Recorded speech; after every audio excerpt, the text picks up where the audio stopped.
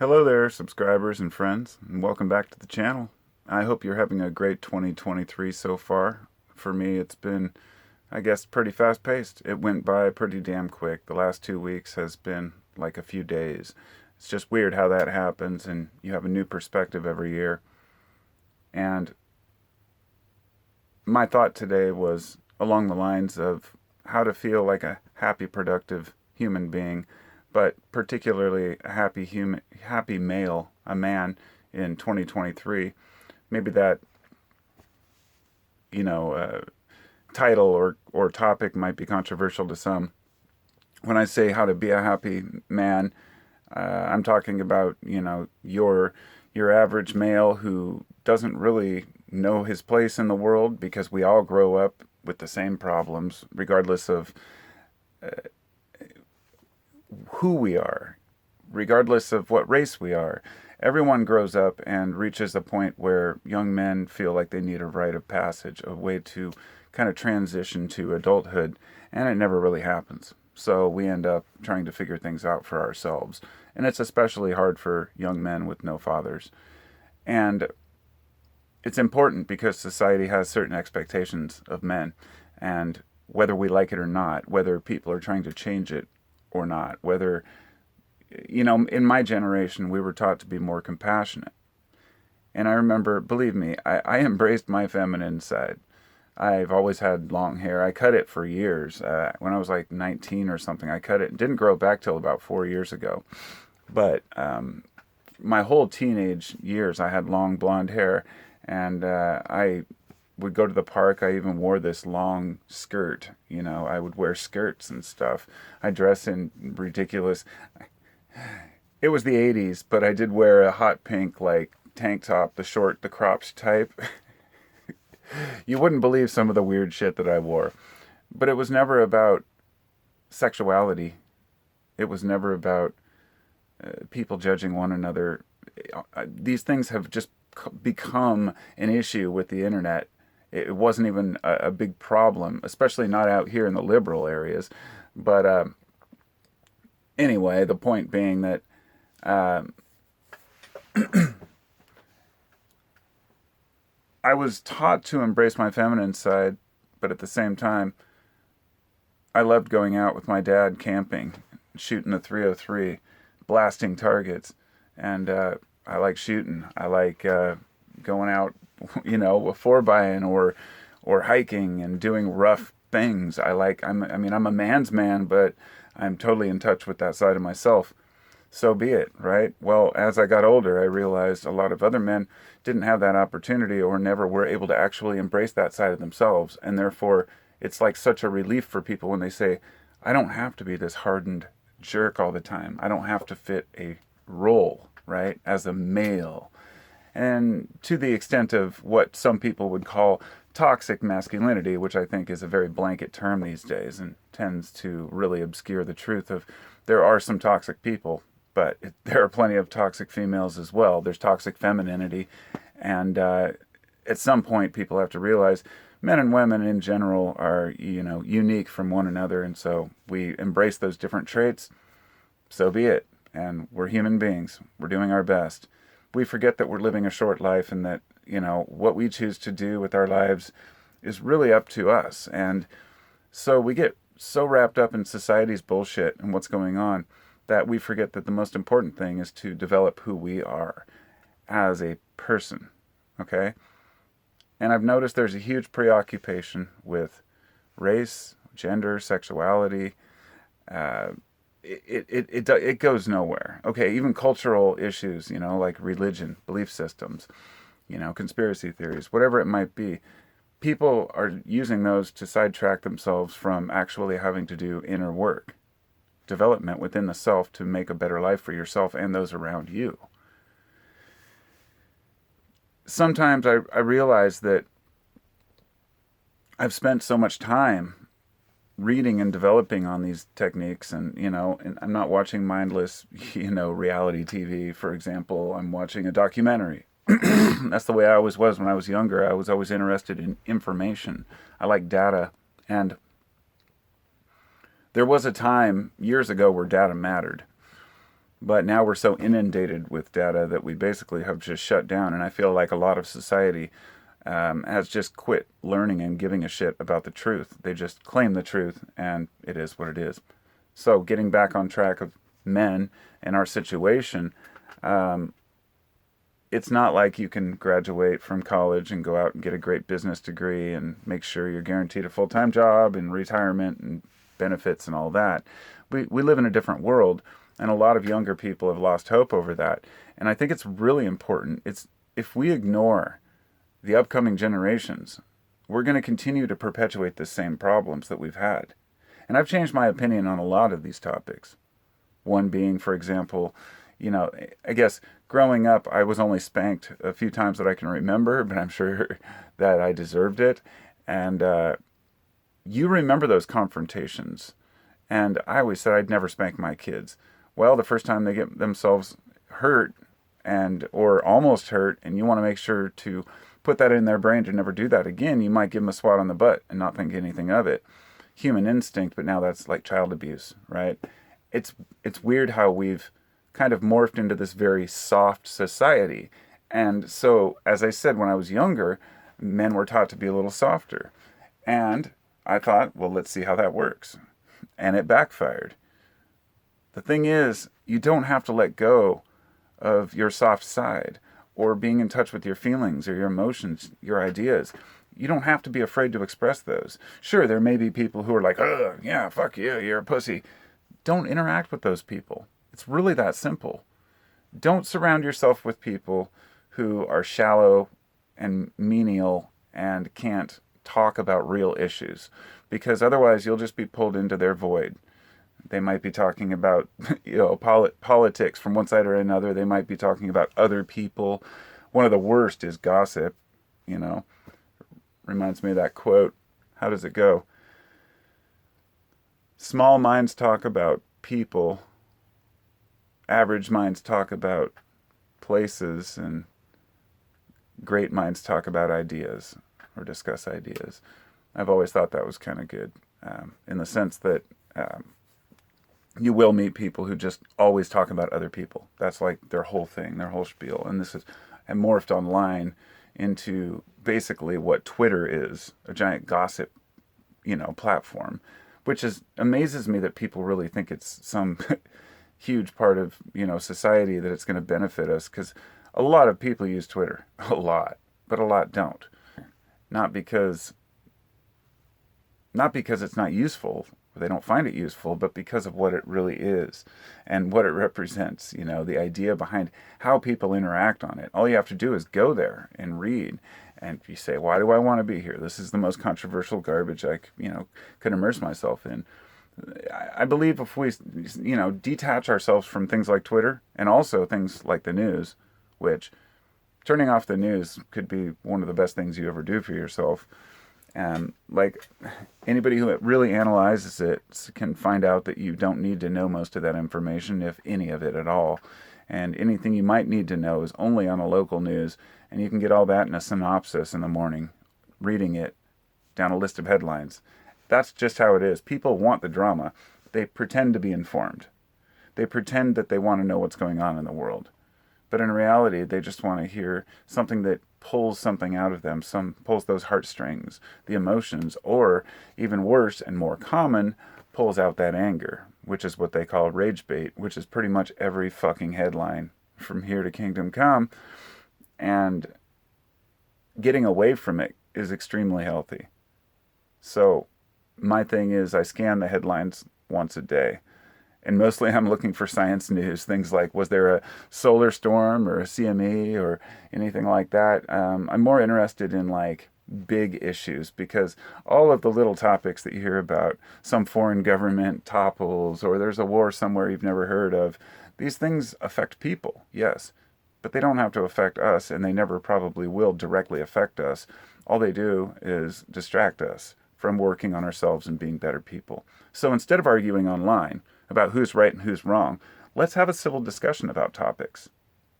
That's what I love about my channel. I know that my subscribers understand this about me, and I never intended on being a huge channel, and I'm glad I'm not. On this channel, I'm glad that I can talk with you all and post things that and have people understand my intentions. For the most part, I think most of you know me well enough to know that my intentions are good and I have nothing against any people. But I might post something controversial, a topic like that disagrees, like maybe my video yesterday about how I don't believe in socialism and I don't think it would ever work here, or why Scooby-Doo characters are all of a sudden all different races. There's no Scooby-Doo, and there's a lesbian Daphne, but she used to be in love with Fred. And I commented on this, and most people are respectful, even if they disagree. Hopefully, understanding my intent is not racism or sexism or any of that crap. It's just that I'm tired of seeing all this shit pushed in people's faces because the movie industries are scared. So it becomes this, I don't know. I think that we're at a crossroads right now. I think that our over tolerance for bullshit has reached a critical level, and that I think everybody needs to get together and see right through it. So as individual guys, and ladies too, I'm speaking of course to everyone, that's the first step, and that was a long way of saying the first step to finding our way as men in this world is to ignore the bullshit and work on the self. And it takes a lot of work. I've spent years reading and researching to even achieve a certain awareness of my own intentions. And then I stopped believing and, went on to other things. I got into my dreams. I went through studying Buddhism and different forms of meditation and tried Kundalini yoga. All these things were great, but they're what I call, I guess, temporal earthly things. They're just things. I kind of go along with the original form of yoga, which is actually, I was debating with my friend the other day because he goes to a yoga class, and I was trying to explain that yoga is a practice that you take home with you. It's something that's supposed to really include mostly a way of life. It's a way of life, not an exercise or any type of stretches, though those can be part of it. But I was really into Eastern mysticism for a while and how all these stretches and poses are supposed to do certain things. And I ended up just realizing most of it was bullshit, just like most of what we're told about religion and politics and everything else is told by human beings that want to make a couple bucks. And so we're just kind of trapped finding things that work for us and for ourselves. But the point there being that many of these Eastern practices benefited me immensely. And especially like Zen Buddhism. I think studying Zen was something that I basically stopped at. I said, I'm not interested in anybody else's dogma or bullshit because Zen has no dogma. It's about the master throwing the question back at the student. And anytime you overthink it, you lose it. This is why I don't get into deep discussions about Buddhism or the self or reincarnation or any of these topics, because ultimately it's a manifestation of the human mind putting their own ideas on what they think everything is, if that makes sense. And that's based on their preconceived notions from their experiences, but more from others' experiences. We hear that the spirit said this or God did this from any religion, and people say, well, it must be true because it's in a book or somebody told me. And so in that sense, I'm more of a nihilist, that I've been through nihilism, but I never got to a negative depressed point. It was a willing nihilism. It was a deconstruction, a peeling of the onion of reality to the point where there was nothing left. And I said, now what do I do? What do I build it on this? What do I want my life to look like? And I'm still working on it. It's an ongoing process. That's the thing. You're never finished. And I think a lot of, especially young men, think that they have to achieve some sort of manhood or state of being by a certain age. And that's just bullshit. You need to continue working on yourself and improving. But you have no idea what your benefit might be. It might be right around the corner. You just start a new business and it ends up being phenomenal for you. Like yesterday, I was feeling like I wanted to be motivated. So I had this, I made this little frame. It's basically just a piece of, pre-finished flooring. with some pre-finished maple. I put around the edge, and I put a fungus on it. And I was like, I can mount these on walls, or I could sell it for, as a wall piece or whatever. But it got me inspired because I bought some resin finally, and I finished my guitar today. I had this circuit that I'd carved out in the top, and then I had my table that I'd carved a bunch of stuff out, and I poured resin in it, and I was like, all right, I accomplished some art, and I'm perpetually inspired. The point being, once you start on something, once you do one little thing that pulls you out of your funk, you can get so much done. Especially the way that we're always on our phones and computers, and I know most people are guilty. Some of you will brag about the fact that you hardly ever get on your computer or phone, and you're always out in nature. That's great, good for you. But a lot of us aren't, especially in deep winter, when you're at home and everyone else is on their devices, and it's like, we should watch something together. And I was thinking about this, like, what's the real difference watching a movie together these days? Everyone's half the time looking at their devices anyway, and everyone has a different perspective of the movie. It's just weird growing up in the digital age.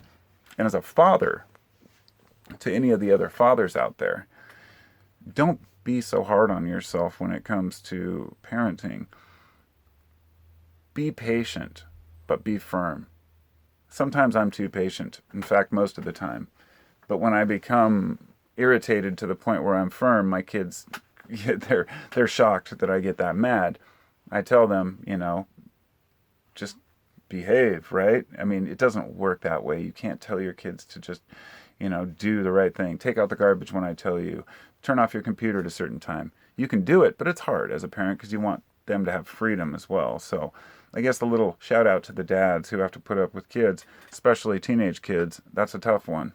But it does pass, and if you're patient and you earn their respect, then they'll respect you. And at least most of the time. There are no absolutes, people. We know this. There are no absolutes to anything. Just like any one political system won't necessarily work in a different country the way it works in another, any different mental system or way of thinking isn't going to work in every person, depending on their environment. Just like every form of parenting is going to be different depending on the child. What are their needs? Are they autistic, right? Are they blind? I mean, you're going to adapt to behavior and physical, mental challenges in your life. Be grateful when things are smooth. Be grateful when things are not difficult. Have gratitude in those moments where everything's working out. I think that that's one thing that's totally overlooked. There's nothing that makes me cringe more than hearing people complain. It is so annoying. It's probably like one of those things that just makes me grind my teeth and just like want to escape a conversation. When people complain and complain and complain, it could be an online discussion you walk away from or something in person. You'll meet people, and the first time you meet them, they're telling you about all their personal problems. Shut up. Try to let your brain move to something more positive. It's not something everyone else wants to hear right away, or, it's just, and y'all know what I'm talking about. There's people that are like that. There's people who are constantly doomers. There's people who are overly positive, too bubbly. Everybody has their own kind of shtick and what they do to deal with life. And we just try to find people we can interact with that benefit us and that we can benefit as well. Mutual relationships. But ultimately, on the final notes here on being a man, it's working hard. Doesn't mean, breaking your back. But working hard is a mental and physical attribute. And I think it's something we all desire to do. Something that most people, when they do something and accomplish something, even if they don't get paid a lot, if they feel like they've contributed to the world, they're happy about that. This was a great point somebody made about socialism, how people say, if just because that not everyone who invents and creates things does it for money. And this is absolutely true. Most of the best inventions and creations in history have been done by people who either worked for someone else or somebody who did it and wanted to share it. The inventor of the polio vaccine, they tried to convince him to sell it. And he said no. A college tried to convince him to patent it, to sell it. They said, and the news interviewed him, and they said, "Well, when do you plan to patent it?" And he goes, "Patent it? Why would I do that?" He's like, this is something that could save lives. Oh man, imagine, regardless of how you feel about shots, it did save a lot of lives. There were a lot of crippled kids back then, and nobody wants to get polio. So, and there were a lot of fuck-ups and a lot of problems with it as well. I guess that's a controversial one I shouldn't even bring up. The point being that in the guy's mind who made it, regardless of the outcome, he had good intentions and didn't want to profit from it. And there are some great people out there who do that. And I think that's something that all people should remember, that will make you happier. To be a kind person, to be a giving person, and to do things for the sake of doing them. If you do, opportunities will fall in your lap. You know, it's difficult to navigate this world. And as a man who's been through many different episodes of life, at least in this life, had many different mindsets and ideals, I find myself at a very comfortable place where I feel confident that not knowing is the best remedy to accepting that you are not knowing is the best remedy to stress, anxiety. I've let go of butterflies in my stomach. I let them fly away long ago. I used to suffer from anxiety in my 30s. I don't have that anymore. I get a little anxious sometimes, but that's only if I have like a big bill due or something that I know I should deal with right now, or it's going to be a problem. And, you know, that's the thing. Deal with your problems. In order to do that, sometimes you got to work hard and maybe do things you don't want to do. So, yeah, get your ass in gear and make it happen for yourself. It's hard sometimes. What else? I mean, there's so much I could talk about here, but this video is already over 20 minutes. I'd love to do like an hour-long like chat with a couple of guys about this kind of shit sometime. You know, what it means to be a man, as well as how to navigate the future when you get older, and to become more, I guess, I'm not going to say happier. Happiness is truly fleeting. Contentment is something you can achieve. It's more of a feeling of just acceptance. No matter what happens to me in my life now, I never get angry and resentful about it. It's not, I mean, I'm sure things could happen in the future that I will, but at this point I've come to terms with my mortality, with the existence, with the confusion of life itself, and I think that can benefit us greatly in just letting go, but we can't let go of what it takes to survive. So we've got to get a little system where we can go out and work and function and make an income, not just for the sake of money and eating, but for the sake of our well-being, because we've inherited that from our ancestors who went out and hunted, did what they had to do to survive. It is crazy when you get right down to it. It's literally a dog-eat-dog world. I mean, everything consumes something. We chew each other up and crap each other out, and it's a horrible, horrible thing when you get right down to it, the fact that we are all mortals. But coming to terms with that is probably the first step in conquering any type of fear or anxiety or depression. Some things are out of our control. Peace out.